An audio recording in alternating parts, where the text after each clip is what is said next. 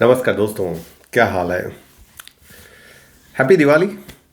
आज छोटी दिवाली है ना इंडिया में। कल बड़ी दिवाली है। तो कल मुझे इनवाइट किया गया है यहाँ हमारे शहर में। मैं विदेश में रहता हूँ, स्पेन में रहता हूँ। तो यहाँ पे हमारे शहर में एक इंडिया हाउस नाम का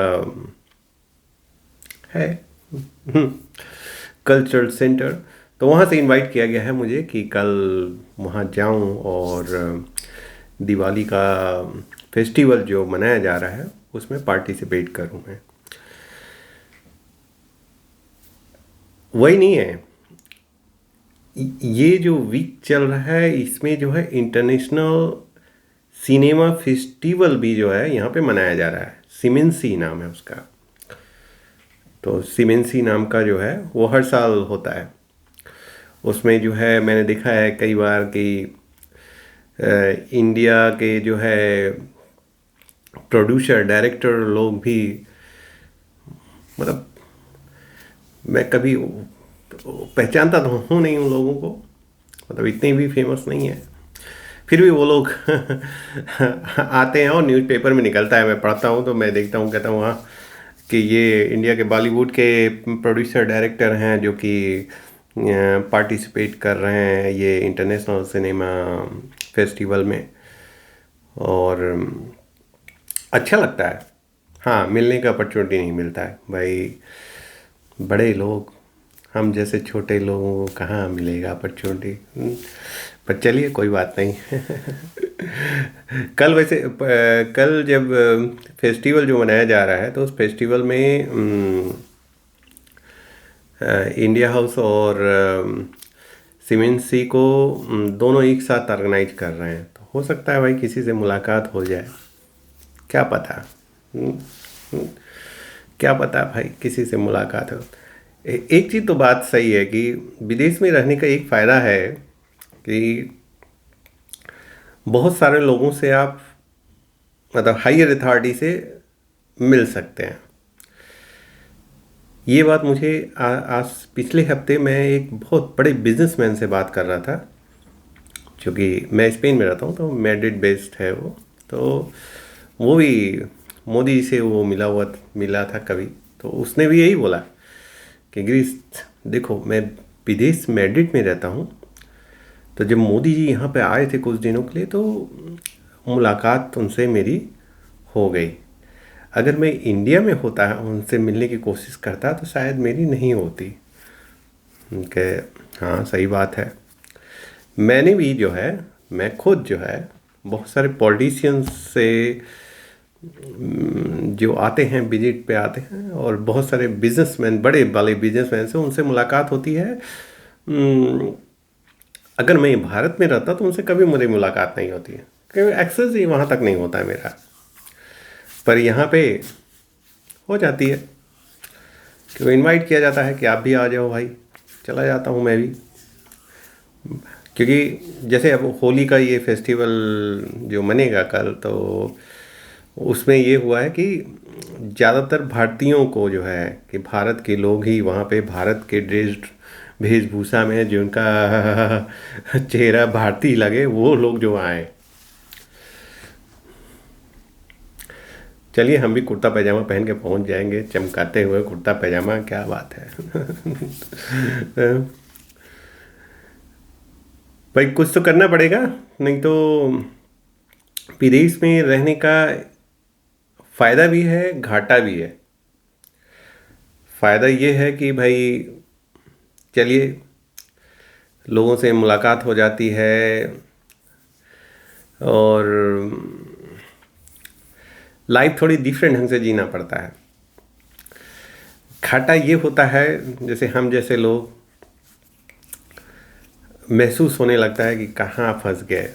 अब जैसे दिवाली का फेस्टिवल है, तो दिवाली का फेस्टिवल, आज छोटी दिवाली है कल बड़ी दिवाली है, तो यहाँ कहाँ मनाएंगे, कुछ है ही नहीं है। एक मेरा दोस्त था वो आता जाता रहता था। तो वो जो है कभी कभी जो है किसी एक दो बार उसके साथ जो है थोड़ा सा दिया हुआ जला के जो है हम लोग जो है मनाएं।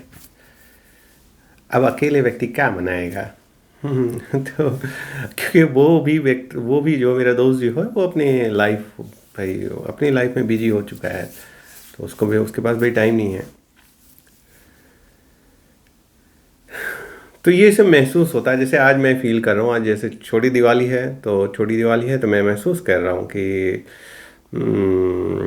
भारत में बिल्कुल अलग ढंग से होगा। मुझे बहुत साल हो गए, 20 साल हो गए दिवाली मनाए हुए। एक बार शायद मैं नवंबर में गया था इंडिया, तो दिवाली का फेस्टिवल मेरे हॉलीडे के टाइम पड़ा था। नहीं, दिवाली का फेस्टिवल हॉलीडे के बाद टाइम नहीं, हॉलीडे दिवाली के फेस्टिवल के बाद मैं पहुंचा था। और दिवाली का भी सजावट वजावट जो झालर वालर लगा था वो हटा नहीं था, तो दिखा। तो चीज़ें हैं, अब क्या किया जाए, तो याद आ गया चीज़ें, थोड़ी बहुत उदास हो जाता हूँ। चलिए क्या किया जाएगा। कुछ नहीं किया जाए, मतलब कहीं आपको एक तरफ से एक फ़ायदा हो रहा है तो एक घाटा भी होता है। तो अगर आप विदेश में अगर शिफ्ट कर रहे हैं आप, भारत छोड़ के विदेश में आ रहे हैं, शिफ्ट करें, तो इस सब चीज़ों के लिए तैयार रहना पड़ेगा आपको कि अब जैसे डिपेंड करता है कि आपके शहर में इंडियन कम्युनिटी है कि नहीं है। अब जैसे मेरे शहर में तो ज़्यादातर केरला के लोग हैं, वो भी होंगे 5-10 लोग होंगे। हम नॉर्थ इंडियन जो है, मैं हूँ, दो दो लोग हैं केवल। तो एक तरह से पॉपुलेशन बहुत ही कम है। पर अगर मैड्रिड में जाएं, बार्सिलोना में जाएं, तो वहाँ एक बिग कम्युनिटी है। तो वो लोग गेट टुगेदर करके जो भी करते होंगे अपना फेस्टिवल मनाते हैं। इसी तरह जर्मनी से मेरे दोस्त लोग जो है वो लोग भी भेजते रहते हैं, उन लोग भी वहाँ जर्मनी वगैरह में तो शायद बताते हैं कि वहाँ ज़्यादा कम्युनिटी है, वहाँ पे ज़्यादा लोग मनाते हैं। फ्रांस का तो मेरा कोई नहीं है, तो फ्रांस का नहीं पता है। नॉर्वे में भी ऐसे ही है। तो ये डिपेंड करता है कि आप किस शहर में रह रहे हैं। तो विदेश तो आगे, पर किस शहर में रह रहे हैं। अगर आप बड़े शहर में रह रहे हैं जहाँ पे इंडियन कम्युनिटी ज़्यादा है, तो वहाँ ज़्यादा चांसेस है कि फेस्टिवल के लिए आपको इनवाइट किया जाए या आप इनवाइट करें लोगों को। मतलब एक मनाया जाता है फेस्टिवल्स वगैरह और एक्टिविटी जो इंडियन कल्चर का। पर छोटे शहरों में मुश्किल है, जैसे यहाँ पे मुश्किल है। तो ये तो एक चीज़ हो गया कि चलिए, उदास होने से क्या फ़ायदा? कोई फ़ायदा नहीं। ज़िंदगी ऐसी ही है, चलेगी, क्या करेंगे आप? कुछ नहीं कर सकते। अब चलिए हम देखते हैं। मेरा एक वेबसाइट है immigrationopportunity.com। आप अगर स्पेन आना चाहते हैं तो आप उसको विज़िट करिएगा। और मैंने उसमें बहुत सारे देशों का इमिग्रेशन का कैसे होता है, क्योंकि मुझे 20 साल हो गए, तो इसलिए काफ़ी कैसे क्या होता है, लोग कैसे क्या करते हैं, सब पता ही है। अब जैसे एक मिनट मैं देखता हूँ। जैसे अभी एक स्टूडेंट आया है, लैंग्वेज कोर्स पे आया है, तो मैंने पूछा उससे उसने कैसे क्या किया। तो उसने भी बताया यही कि भारत में दिल्ली में कहीं पे कोई कर्मचारी था, तो फिर उसने जो है पूरी एक फ़ाइल बनाई उसकी। उस फाइल बनाने के लिए पैसा देना पड़ा। फिर उसके बाद जो है एडमिशन उसको दिलाया गया कहीं पे, मतलब मेरे शहर के यूनिवर्सिटी में दिलाया गया। फिर उसके बाद जो है पेमेंट किया गया फीस, और अब यहाँ आ गया वो। पर उसका जो मेन टारगेट है कि हम को जॉब का जो है वर्किंग परमिशन मिले किसी तरह और हम जॉब में चले जाएं। और पढ़ाई लिखाई तो रूट है तो ऐसा चक्कर होता है इन लोग का।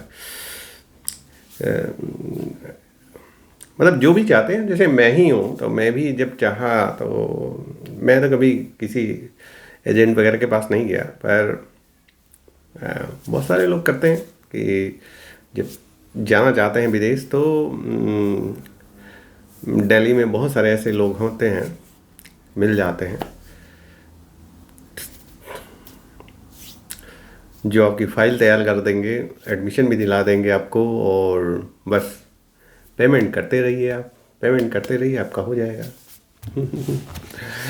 तो चलिए, तो उसमें जो है अब जैसे स्पेन अब अगर आते हैं, आप स्टूडेंट के रूप में आते हैं तो क्या खर्चे पड़ेंगे, क्योंकि ये सवाल मुझसे बहुत सारे लोग करते हैं, बहुत सारे स्टूडेंट्स जो है जब उनका क्वेश्चन यही होता है कि अगर हम आएँ वहाँ पे अपने बजट पे आएँ, मतलब हमको अगर कहीं से कुछ ना मिले और मैं अपने बजट पे आऊँ तो क्या खर्चे होंगे।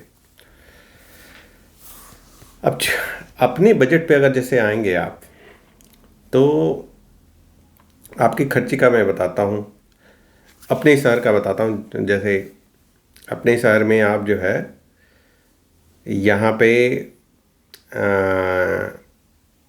आपको 200-250 का मकान मिल जाएगा, शेयर्ड रूम, शेयर्ड रहेगा लोगों के साथ। जैसे एक ये बंदा आया तो वो जो है 4-5 लोगों के साथ रहता है, 4 स्पेनिश और एक इंडियन।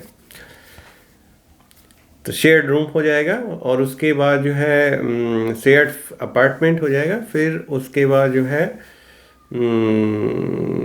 मतलब 200-250 यूरो का। फिर उसके बाद जो है 100 यूरो आप मान लीजिए पानी, बिजली और इलेक्ट्रिसिटी जो है, गैस है,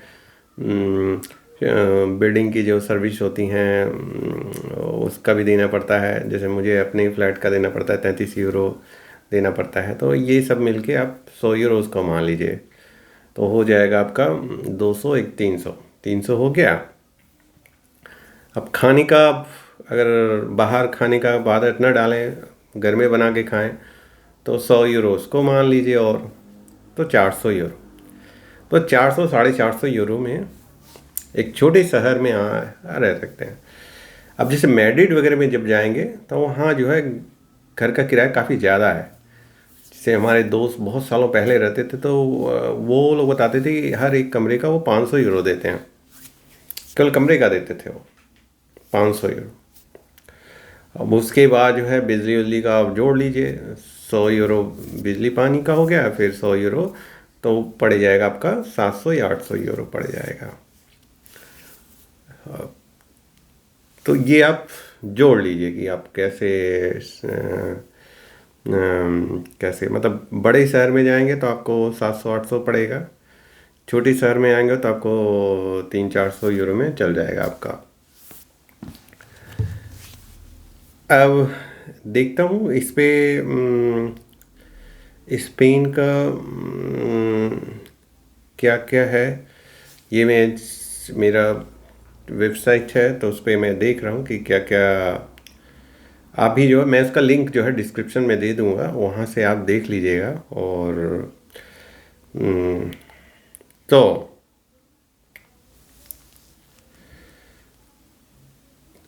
how to visit to go to Spain, कि स्पेन कैसे आएँ। मोस्ट कॉमन ट्रिक, तो जो मोस्ट कॉमन वे है,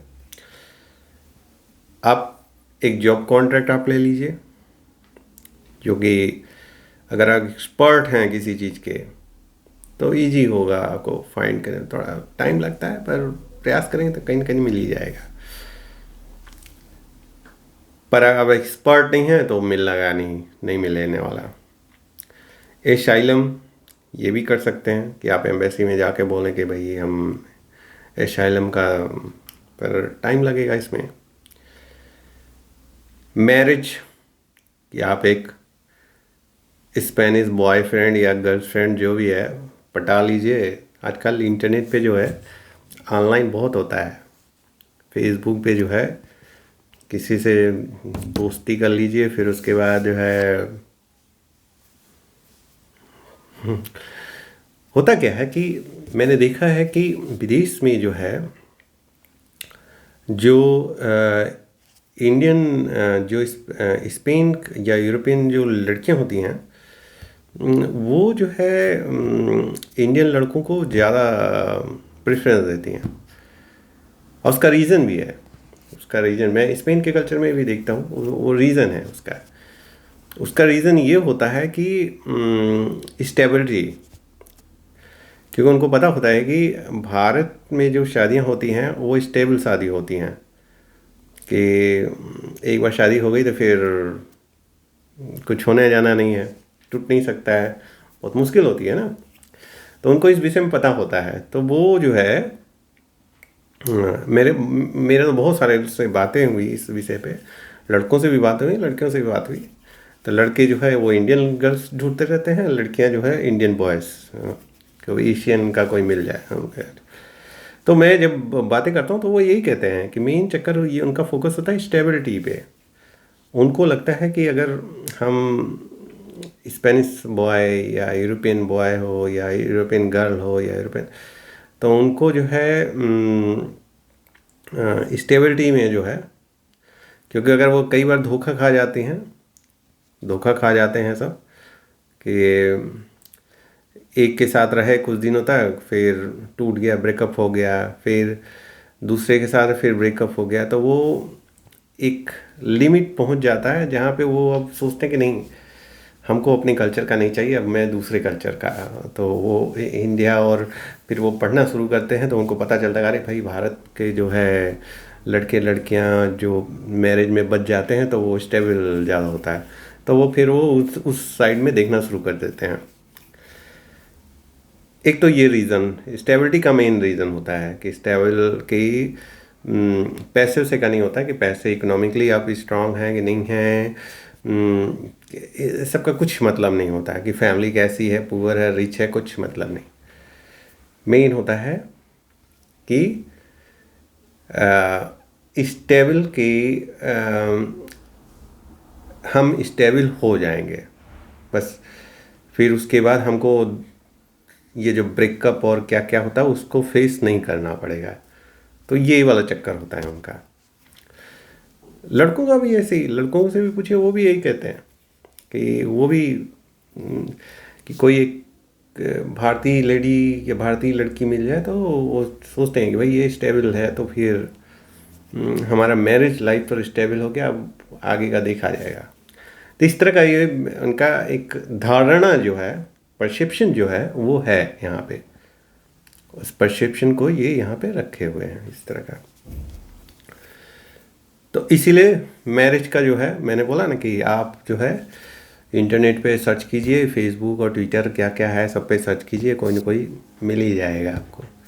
और मैंने बहुत बार सुना है न्यूज़ में कि विदेश से जो है लड़का या लड़की जो है इंडिया गई और शादी किया और फिर वो इंडिया से इधर आ गए, बहुत सुना है मैंने। तो ये भी एक सिस्टम है। स्टडी स्टडी का मैंने बताया कि आप खुद प्रयास कीजिए कि आपको मिल जाए कहीं पे। काफ़ी, अगर आपके पास डिग्री उग्री अच्छी हो, आपको प्रोसीजर पता हो कैसे करना है, तो आपको मिल जाएगा। और नहीं पता हो तो जैसे मैंने बताया आपको पहले ही कि आप किसी एजेंट को पकड़ लीजिए, किसी ऑफिसर को, मतलब ऐसे कुछ बहुत सारे हैं, आप ढूंढेंगे तो मिल जाएंगे आपको।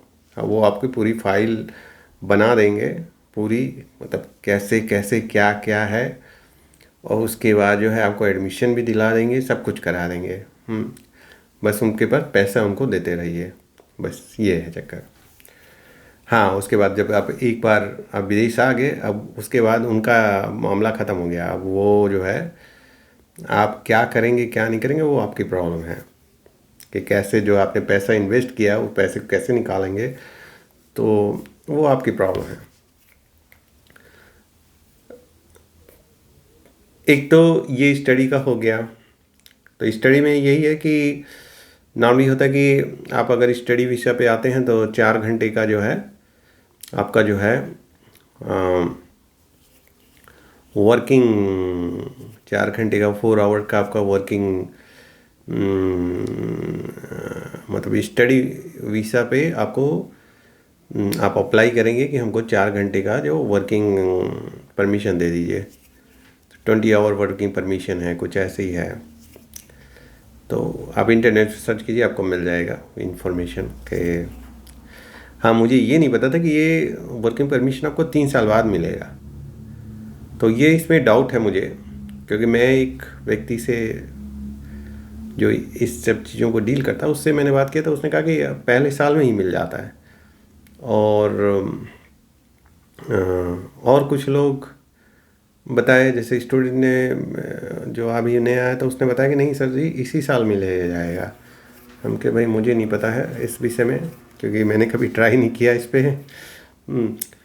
इन्वेस्टर वीज़ा, इन्वेस्टर वीज़ा आप जानते ही हैं, आप रिच पर्सन हैं, आइए कंपनी खोल लीजिए कोई, आप वहीं से दिखा के आइए कि हम बिज़नेस करने जा रहे हैं और इन्वेस्ट करेंगे इस बिज़नेस में या कंपनी खोलेंगे। तो आप अगर आप दिखाएंगे ये तो आपको इन्वेस्टर वीज़ा मिल जाएगा और आराम से 500,000, मतलब 500,000 यूरोज़, 5 लाख यूरो, 8×5 = 40, 4 करोड़, 8×5 = 4 करोड़, 4 करोड़ आपको दिखाना पड़ेगा इन्वेस्टर वीज़ा के लिए। उफ, कितना टफ है।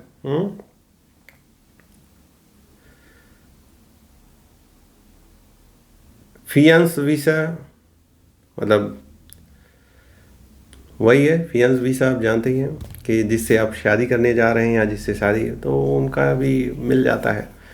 आप दिखाएंगे कि ये मेरी बॉयफ्रेंड गर्लफ्रेंड जो भी है दिखाएंगे तो उस पर भी मिल जाता है। पर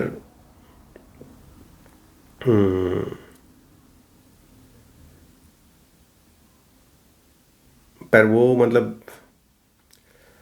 आपको दिखाना पड़ेगा कि ये हम डॉक्यूमेंट आपको और सब चीज़ दिखाना पड़ेगा कि हम बहुत सालों से हम लोग साथ हैं, ऐसे दिखाना पड़ेगा कि लिव इन रिलेशनशिप है, और ये सब दिखाना पड़ेगा। अगर नहीं दिखा पाएंगे तो नहीं मिलने वाला आपको।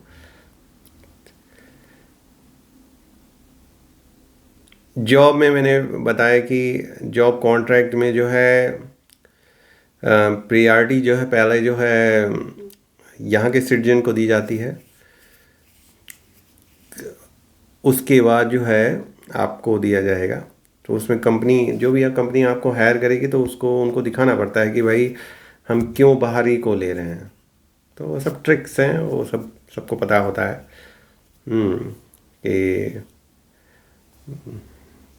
जो भी हायर करेगा उसको पता होता है उस कंपनी वाले को कि क्या करना है। वो एडवोकेट होते हैं, उसको इस तरह से तैयार तैयार करते हैं पूरा डॉक्यूमेंट कि भैया यही व्यक्ति है और हमको और कहीं नहीं मिल रहा है। तो ये सब चीज़ है। तो ये आप पढ़िए, आप जो है इंटरनेट पे अवेलेबल है, आप इसको immigration.com में इमिग्रेशन अपॉर्चुनिटी.com है। तो immigration-opportunity.com में जाइए और वहाँ पे सर्च कीजिए, आपको मिल जाएगा। टूरिस्ट वीज़ा भी आपको मिल जाएगा, पर ये सब वीज़ा में आपको अच्छा खासा पैसे जो है खर्च करने पड़ेंगे। सबसे इजी है स्टडी वीज़ा, आप स्टडी वीज़ा लीजिए, आराम से आइए, और उसके बाद जो है एक बार आ गए तो फिर आपको जॉब कहीं ना कहीं ढूंढ ही लेंगे आप। तो उसमें पैसे भी कम खर्च होंगे, क्योंकि और में ज़्यादा खर्च होते हैं, और मैरिज वाले में आएंगे तो बिल्कुल ही नहीं खर्च होंगे, ज़ीरो कॉस्ट। क्योंकि जो आपको पार्टनर जो स्पेन का होगा वही पूरा आपका खर्च करेगा। तो ये भी है। तो तो ये चक्कर है भी, जो आप जो है यूज कर सकते हैं।